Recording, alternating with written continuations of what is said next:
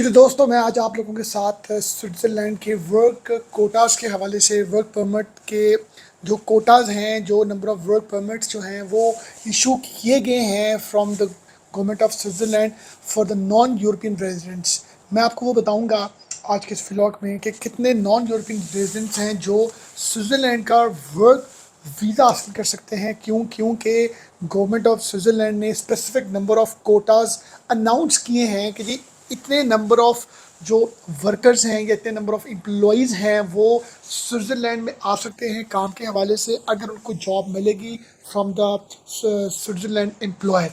अब सबसे पहले हम समझते हैं कि कितने नंबर ऑफ़ जो कोटाज हैं वो अनाउंस किए हैं स्विट्ज़रलैंड गवर्नमेंट ने।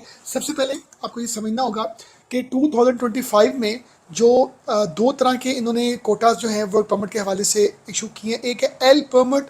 एल परमिट होता है जी शॉर्ट टर्म वर्क वीज़ा, ये 12 मंथ्स का वीज़ा होता है, इसको हम बोलते हैं एल परमिट। इस पर अराउंड 4000 परमिट्स जो हैं वो गवर्नमेंट ने इशू किए हैं।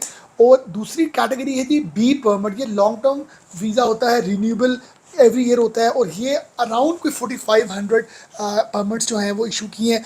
समझना ये है कि 4500 नंबर ऑफ परमिट्स और जो लॉन्ग टर्म वीज़ाज़ के हवाले से हैं और जो एल परमिट्स हैं वो कोई 4000 वर्क परमिट्स हैं। ये टोटल में ये अराउंड 8500 कोटास गवर्नमेंट ने अनाउंस कर दी है कि जी जो भी नॉन यूरोपियन रेजिडेंट्स हैं जिनको अगर जॉब मिलती है और वो 8500 नंबर ऑफ पर्सनस के लिस्ट के अंडर आ जाते हैं तो उनको वीज़ा इशू हो जाएंगे। अब समझना ये है कि अगर ज़्यादा एप्लीकेंट्स होंगे, वर्क परमिट ज़्यादा, जॉब्स ऑफर लेटर ज़्यादा आप लोगों को मतलब इश्यूज होंगे फ्रॉम द स्विट्ज़रलैंड एम्प्लॉयर, तो फिर जब नंबर्स 8500 से ऊपर चले जाएंगे, एक्सीड कर जाएंगे, तो एम्बेसी जो है वो आपको वीज़ा नहीं देगी। तो this is the right time कि आप स्विट्ज़रलैंड में जो कंपनीज हैं आपके वर्क एक्सपीरियंस के अकॉर्डिंगली, आप इंजीनियर हैं, आप डॉक्टर हैं, आप आर्किटेक्ट हैं, आप अकाउंटेंट हैं, आप IT, जिस भी प्रोफेशन से आपका ताल्लुक है, आप कोशिश ये करें कि आप स्विट्ज़रलैंड के हवाले से एज अर्ली एज पॉसिबल आप अप्लाई करें। अब इसमें जो इम्पोर्टेंट तरीन चीज़ है वो ये कि जो आपका एम्प्लॉयर जो स्विट्ज़रलैंड में है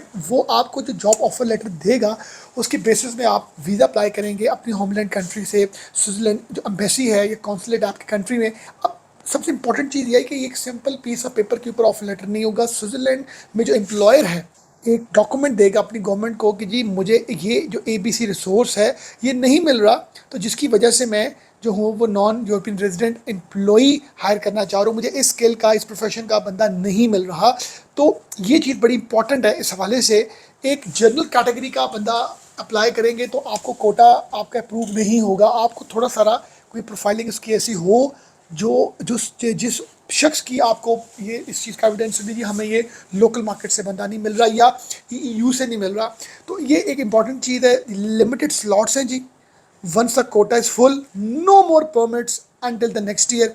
एम्प्लॉयर की रिस्पॉन्सिबिलिटी है कि वो आपके बिहाफ पर आपका परमिट आपको इशू करेगा। लेबर मार्केट टेस्ट होगा, एम्प्लॉयर जो है वो प्रूव करेगा जी कि जो है ये एप्लीकेंट अवेलेबल नहीं है और ये स्विस नेशनल भी नहीं है और ये EU नेशनल भी नहीं है।